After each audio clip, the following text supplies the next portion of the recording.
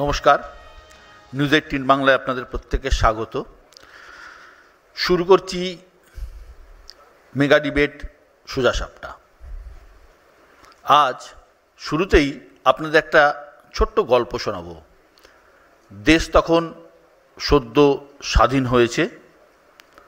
প্রধানমন্ত্রী জওহরলাল নেহেরু ঠিক করলেন যে এবার দেশবাসীর হাতে ভোটাধিকার তুলে দিতে হবে, দেশে নির্বাচন হবে। প্রথম নির্বাচনের দায়িত্ব তিনি দিলেন এক বাঙালির হাতে, সুকুমার সেন। একদিন সুকুমার সেনকে তিনি ডাকলেন, ডেকে বললেন, আপনাকে আমি 1 বছর সময় দিচ্ছি, দেশে প্রথম সাধারণ নির্বাচনের প্রস্তুতি সেরে ফেলুন।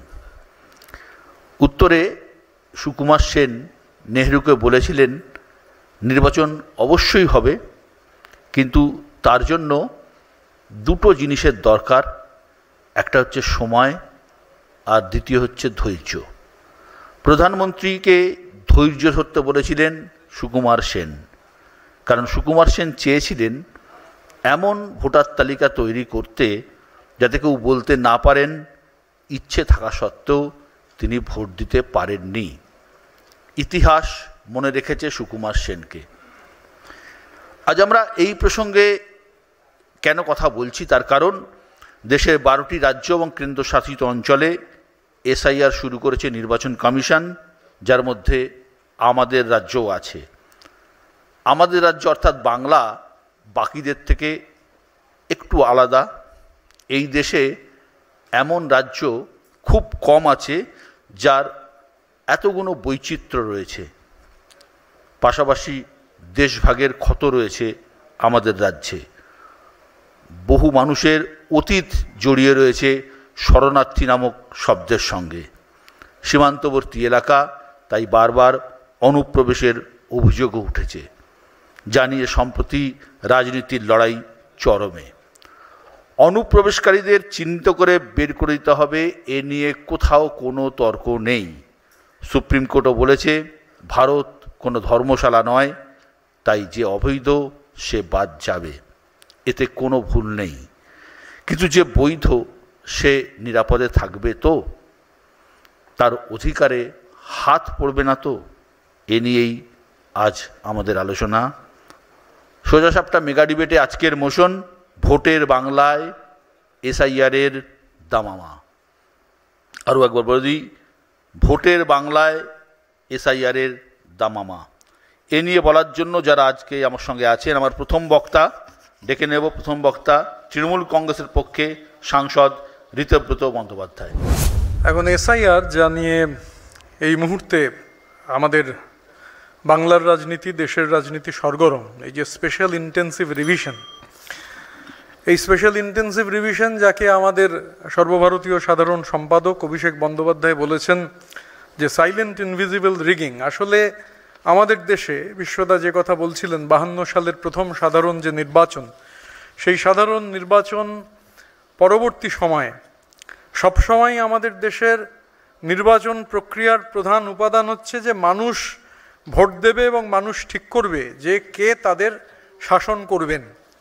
কিন্তু এখন যে প্রক্রিয়া শুরু হয়েছে তাতে এটা পরিষ্কার হয়ে যাচ্ছে যে গভর্নমেন্ট হচ্ছে ঠিক করে দিতে চাইছেন যে কে বা কারা হচ্ছে ভোট দিতে পারবেন। তো এই মৌলিক একটা তফাৎ আমাদের দেশের গণতান্ত্রিক কাঠামোতে দেখা যাচ্ছে। 2002-এর এসআইআর, যে কথাটা বারবার আসছে, যেটাকে মাপকাঠি করার কথা হচ্ছে, এটা উল্লেখ না করলে ভুল হবে যে 2002-এর এসআইআর 2 বছর সময়সীমা লেগেছিল এই এসআইআর প্রক্রিয়া সম্পূর্ণ করবার জন্যে।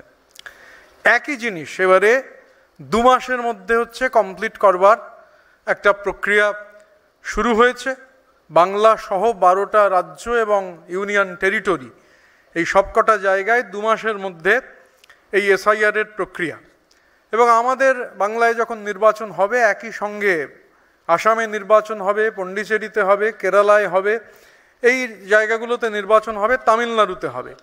এবং অদ্ভুতভাবে দেখা যাচ্ছে যে বাকি সবকটা জায়গায় এসআইআর হবে, শুধু এক্সাম্পট করে দেওয়া হয়েছে আসামকে।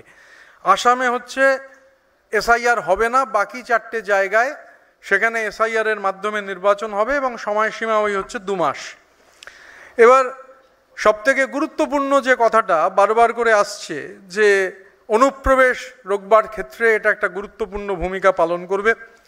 এখন আমাদের যেহেতু আন্তর্জাতিক সীমানা রয়েছে, বাংলাদেশ আমাদের প্রতিবেশী দেশ, বাংলাদেশের সঙ্গে আন্তর্জাতিক সীমানার প্রশ্ন যদি ওঠে তাহলে যেমন আমাদের আন্তর্জাতিক সীমানা রয়েছে বাংলাদেশের সঙ্গে, তেমনি মেঘালয়, আসাম, ত্রিপুরা এবং মিজোরাম এই 4টে রাজ্যেরও আন্তর্জাতিক সীমানা রয়েছে।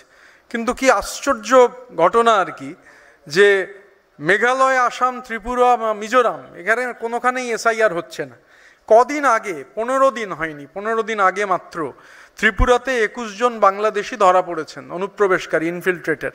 অথচ মেঘালয়, আসাম, ত্রিপুরা, মিজোরাম বাদ দিয়ে রাখা হয়েছে যে এটা এসআইআর পারভিউর মধ্যে নয়। এই 4টে বাংলাদেশের সঙ্গে যে সীমানা, শুধু পশ্চিমবঙ্গে এসআইআর হবে, কিন্তু মেঘালয়, আসাম, ত্রিপুরা এবং মিজোরামে এসআইআর হবে না। এখন মায়ানমার কথাটার সঙ্গে রোহিঙ্গারা মায়ানমার থেকে আসেন, এই নিয়ে চর্চা। এবং আমাদের রাজ্যে মানে বিজেপির নেতারা কেউ বলেন 1 কোটি, কেউ 1 কোটি 20 লাখ, অনেকে 1.5 কোটি অবধি পৌঁছে গেছেন যে এত রোহিঙ্গা রয়েছেন। এখন মায়ানমারের সঙ্গে তো পশ্চিমবঙ্গের বর্ডারই নেই, আমাদের যে সীমান্ত সেই সীমান্ত আমাদের সঙ্গে সীমান্ত নেই। সীমান্ত রয়েছে মিজোরামের সঙ্গে, মণিপুরের সঙ্গে, নাগাল্যান্ডের সঙ্গে এবং অরুণাচল প্রদেশের সঙ্গে।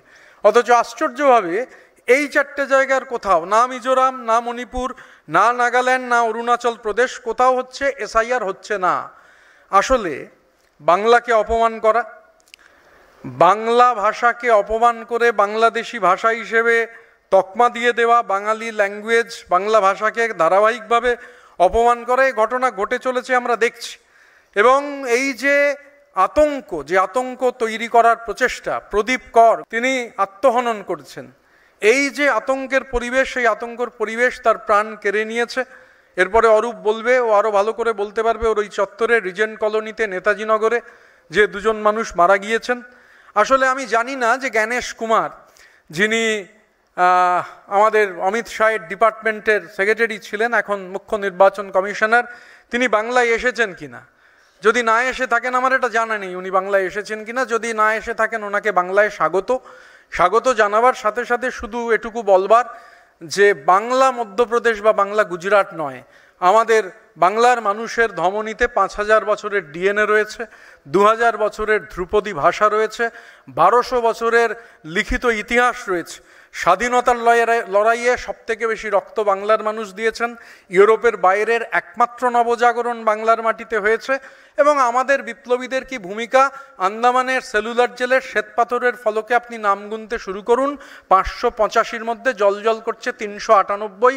অবিভক্ত বাংলার ইউনাইটেড প্রভিন্স ধরলে সংখ্যাটা 424। আমি শুধু যে কথা বলে শেষ করতে চাই, একজন জেনুইন ভোটারের নাম বাদ গেলে লক্ষ মানুষ নিয়ে দিল্লিতে হচ্ছে অভিযান হবে, জননেত্রী মমতা বন্দ্যোপাধ্যায়ের নেতৃত্বে, অভিষেক বন্দ্যোপাধ্যায়ের নেতৃত্বে। আর আমাদের এই যে 5000 বছরের ডিএনএ, 2000 বছরের ধ্রুপদী ভাষা, 1200 বছরের লিখিত ইতিহাস এবং আমাদের যে সম্প্রীতির ঐতিহ্য, সেই ঐতিহ্যের একটা ছন্দ রয়েছে, লয় রয়েছে, ধ্বনি রয়েছে, ভাষা রয়েছে। সে কথা বলেই আমি প্রাথমিকভাবে আমার কথা শেষ করতে চাই। বাংলা এটা বিশ্বাস করে, ওনারা চেষ্টা করতে পারেন, মডেল সব জায়গায় খাটে না। যে মডেল উনি হয়তো বিহারে পেরেছেন, সেটা বাংলায় হবে না। কারণ বাংলা বিশ্বাস করে যে আমি আজান দিয়ে থাকি, আমি যীশু খ্রিস্টের পায়ে নত, যত মত তত পথ, রামকৃষ্ণর কথা মতো, হরি ওম তৎসতে আমি বড়ে গোলাম আলীর গোলাম, বাগদেবীর চরণে প্রণামী দিয়ে দিয়ে বাঙালি হলাম। আল্লাহ ম্যাগ দে, পানি দে, ঠাকুর তুই ছায়া দে সবার ঘরে ঘরে, যেখানে মমতা লড়ে যান সেখানে বাঙালি বাস করে।